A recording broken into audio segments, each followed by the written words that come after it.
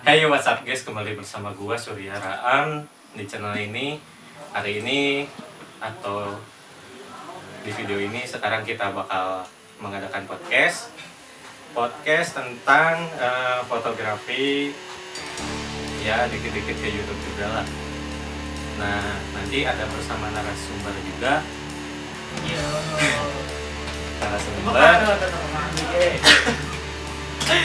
Narasumber ini nanti akan saya kenalkan, tapi sebelum itu kita opening dulu. Let's go.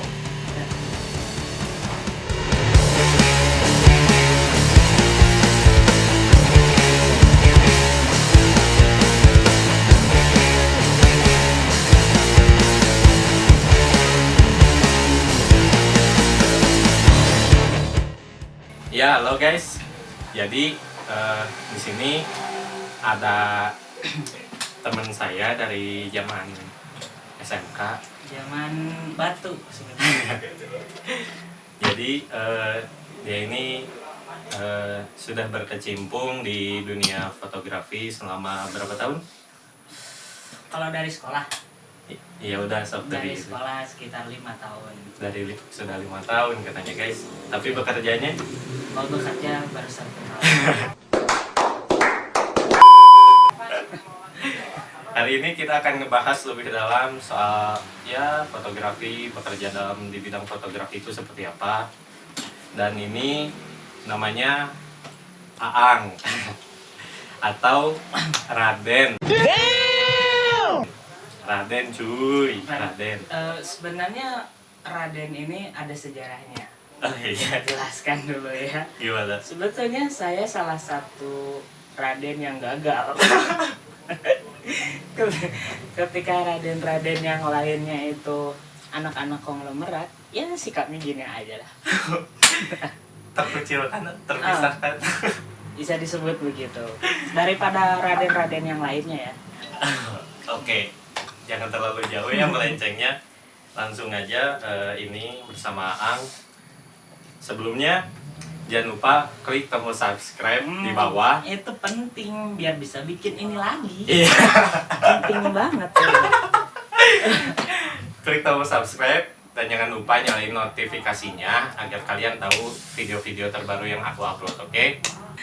Dan jangan lupa klik like dan komen untuk next video apa yang kalian inginkan untuk aku buat di next lah. Siap. Yo, gimana? Jadi coba dong ceritain bidang fotografi itu menurut Aang nih kayak gimana gitu sob. Bidang fotografi dan video aja ya. Fotografi dan video itu salah satu bidang yang dulu aku tuh nggak suka. Aku gele orang tuh nggak suka itu. Bahkan kayak awam, orang baru kenal kamera gitu-gitu tuh kelas 11 malah gitu. Kayak kayak baru mengenal megang kamera dan lain-lain teh awam, tapi lama kelamaan ini bisa jadi peluang besar bagi para konten kreator digital terutama gitu. Coba kalian pikirin lagi kalau udah masuk ke dunia ini, peluang apa aja yang ada di circle-nya fotografi itu besar banget gitu. Ya udah. Oke. Terus maksudnya peluang itu apakah cuma di studio foto aja gitu? Apa gimana? Terutama ya untuk orang-orang yang baru mau masuk ya. Kita ceritain dulu untuk orang yang baru mau masuk ke fotografi ini gitu. Sebelumnya kan banyak yang minder, termasuk orang juga gitu. Banyak yang minder bahwa anjir, orang nggak punya kamera, orang nggak punya PC untuk mengedit gitu. Tapi satu hal yang harus ditekanin sama kalian gitu, bahwa kalau kita nggak punya tapi setidaknya kita prepare. Maksudnya prepare. Orang banyak yang bilang gitu, mulai aja dulu, ya gak sih? Mulai aja dulu, itu bagus gitu, nggak apa-apa. Cuman yang banyak dilupakan oleh orang-orang yaitu prepare-nya. persiapan. Persiapan. Persiapan contoh kecil. Persiapan kalau kita mau foto. Iya. Kita harus baca-baca dulu kameranya, baca-baca dulu apa teknik-tekniknya. Itu setidaknya prepare-nya dulu gitu. Ketika kita prepare-nya udah siap, baru start gitu. Belajar dulu gitu. Belajar dulu. Mengenali dulu alatnya. Mengenali dulu apa yang harus dipakai nanti kayak gitu-gitu. Soalnya gini, ada yang udah start tapi bego juga. Maksudnya start, orang ngapain di sini? Nah, itu juga salah sebetulnya gitu. Iya. Ya contoh kecil kalau kita mau pergi-pergi terus kita prepare barang ke koper. Kalau kita buru-buru ya pasti ada yang lupa dan lain-lain lah. Iya. Itu contoh kecil gitu. Pokoknya jangan lupain itu yang namanya prepare gitu. Ya kita bisa baca-baca dulu. Kita bisa belajar ke teman kalau masih belum punya kamera gitu. Kalau udah punya kamera langsung praktek lebih bagus gitu. Iya, tapi kalau udah ada juga harus lebih dekat sama kameranya dulu. Ya, iya, itu betul. Iya. Oke. Kalau ini nih kendala selama di kayak bidang fotografi itu apa aja sih? Kendala itu waktu sebetulnya. Waktu gimana? Waktu. Itu jangan terlalu banyak menyia-nyiakan waktu sebetulnya. Belajar tuh bisa kapan aja, di mana aja. Ya apalagi kamera lah ya gitu. Kamera bisa dipegang-pegang tiap hari gitu. Yang jangan disia-siakan itu waktu. Kadang kita udah punya nih kamera, udah punya PC, males. Iya gak? Iya. Itu. Moodnya gak ada. Aduh. Mood juga harus dibenerin dan lain-lain gitu. Itu salah satu kendala orang ya. Orang pribadi gitu ya, itu waktu. Kadang ada yang ngajak main, mending main dulu ketimbang ngedit gitu. Salah satu kendalanya waktu sih. Ya sih, kayak sebelum video ini dibuat kan tadi hampir gak ada mood, lumayan rada males guys. Nah, ya tadi denger lagu dulu, sebat dulu. ini penting untuk mencairkan otak. Iya. Kita disponsori oleh Gudang Garam. Enggak. Tolong Gudang Garam, Surya. Iya, bisa. Oh iya. Kan ini nih nggak semua orang punya kamera. Nah, apakah kalau mau jadi fotografer profesional itu harus punya kamera profesional juga kah? Atau ada cara lain gimana, Pak? Gimana? Kalau kata orang pribadi, foto itu selera. Foto yang menurut mana bagus atau menurut orang bagus itu beda gitu. Iya. Jadi sih. seprofesionalnya kameramen pasti ada yang nggak suka gitu. Iya. Pasti ada yang nggak suka. Pasti gitu. ada hatersnya. Pasti punya haters itu. Itu fotografer terbaik dunia misalkan ya. Pasti punya hatersnya tersendiri gitu. Apaan fotografer kok jelek gini, pasti ada itu. Iya. Jadi untuk mencapai profesionalitas ya memang dibutuhkan kamera profesional memang. Iya. Cuman kalau untuk selera foto bagus, menurut orang pakai handphone pun cukup gitu. Ya handphone sekarang lah udah pada canggih-canggih, kameranya udah ngeri-ngeri kan. Maksudnya ketika memang kita mau menuju profesional, orang yakin alat pun ngikut gitu.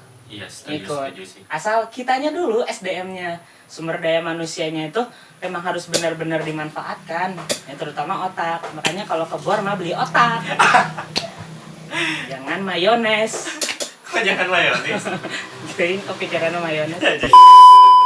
Iya gitu guys. Jadi ya sebenarnya kalau mau jadi fotografer profesional nggak selalu harus pakai kamera profesional juga. Ya jadi sebenarnya pakai HP kalian masing-masing juga bisa.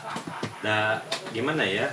Hampir semua HP ya udah ada kayak pengaturan profesionalnya juga.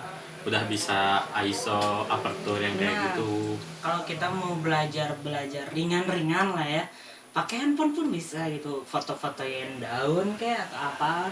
Ntar aplikasi pendukungnya kan misalkan kita bisa mainin warna pun kayaknya nggak harus nginstal Adobe Lightroom gitu, ada langsung di handphonenya. Ada juga yang gitu. Iya, jadi kalau misalnya pakai HP malah lebih fleksibel ya. Lebih Udah foto fleksibel. langsung di HP, diedit langsung di HP, bisa langsung post. Bisa Iya. langsung diupload gitu. Iya, langsung di-upload. Kalau dari kamera ya kira-kira harus dipindah-pindahin dulu baru kita bisa post gitu. Iya, belum diedit. Tuh, belum pindahin di diedit. mana? Di laptop, harus punya laptop. Nah, harus punya laptop juga kan, maksudnya untuk menuju profesionalitas pasti butuh penunjang. Iya, tadi kata betul. orang. Jadi Ya itu. pakai dari hal kecil dulu lah, oke? Nah, Itu, dengar-dengar nih, kalau nggak salah kan Aang juga punya YouTube ya? YouTube Aang Universal. Nah, itu mah Gimana? bohong-bohongan guys. Hah? Bohong-bohongan guys itu mah. Kok bohong-bohongan? Bukan YouTuber aku mah. Nah, Bukan. Enggak sih. Orang tuh mau terjun ke dunia YouTube tuh belum prepare. Orang udah terjun, orang nggak tahu mau ngapain, itu yang salah kan. Tadi orang bilang itu, orang ngomong sesuai pengalaman orang pribadi gitu. Ketika orang udah terjun, anjir orang ngapain ya di sini gitu, itu salah gitu. Ketika memang manema kan udah dipersiapkan gitu, kontennya tuh mau apa aja di dalamnya ada gitu. praproduksinya dulu. Ada praproduksinya dulu, ada storyboardnya dulu kalau di film gitu dan lain-lain, itu penting banget gitu. Kalau kita langsung main, ayo syuting, syuting apaan gitu kan? Iya. Itu orang tuh mau terjun cuman kurang prepare. Makanya orang ngomong prepare itu penting gitu dah. Tapi kan katanya punya yang ikut YouTuber juga kan, yang musik gitu. Nah, kalau Apa? Gimana namanya sih? Apa nama channelnya? nama channelnya itu Chill Snail. Ya, jangan lupa di subscribe juga. Siput santai gitu, siput chill gitu. Jadi- ya itu kontennya cuman musik gitu. Terus orang kan suka musik gitu ya. Orang tuh nggak tahu menuangkan musik ini tuh kemana gitu. Sedangkan Instagram dibatas cuma 1 menit. Kan ada IGTV, Pak. Instagram TV jarang orang, apalagi Instagram orang jarang gitu yang mau lihat gitu. Dan ya orang coba terjun ke YouTube untuk konten musik gitu. Jadi sebenarnya Aang ini hobinya apa sih? Fotografi, musik, atau apa? Ini salah satu pertanyaan yang susah buat dijawab gitu. Soalnya orang belum menemukan jati diri orang siapa gitu. Orang nggak banyak sih. Orang pertama kali lihat orang bisa bilang dia orang fotografer, bisa ada memang tukang foto gitu ya. Orang bisa disebut videografer ya, emang orang tukang video. Orang bisa disebut main musik ya, orang suka main gitar dan lain-lain gitu. Jadi bingung aja gitu kalau ditanya orang itu apa, ya belum ada jawabannya gitu. Tapi lebih prefer kemana nih? Musik, fotografi, videografi, atau bisa ngedit juga dong? Bisa Nah, dong. atau ke editing kayak gitu? Waduh, kayaknya lebih ke musik deh. Musik. Kalau musik orang lebih ngerti lah gitu, dari kunci-kuncinya dan lain-lain, ketimbang ke arah videografi dan fotografi. Itu aku dalemin juga, cuman orang dalemin juga, cuman nggak sedalam musik gitu. Oke. Jadi guys, mau buat apapun gitu, nggak cuma di YouTube. Ya pakai barang apapun bisa. Gini deh kesimpulannya, apapun yang kalian punya sekarang gitu, lebih baik digenggam erat anjir. Ya, maksudnya digenggam eratnya dimanfaatkan Iya, gitu. dimanfaatkan. Ketika memang kita punya alat-alat lebih Iya. lebih baik dimanfaatkan gitu. Ketika kita belum punya alat, jangan minder gitu. Ya terutama SDM kita, sebetulnya yang mahal tuh ide kreatif sebetulnya Iya sih. gitu. Kalau kita tukang edit itu sebenarnya pesuruh.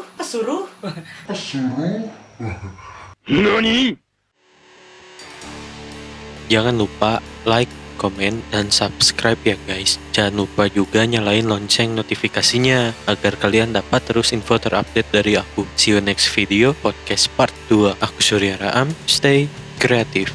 Bye.